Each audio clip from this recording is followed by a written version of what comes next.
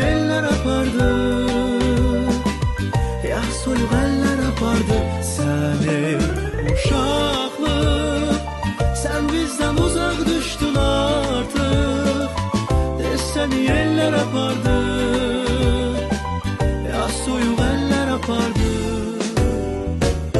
Görmədik biz gül dəstəsi, görmədik biz oyuncaq, ata səsi, ana səsi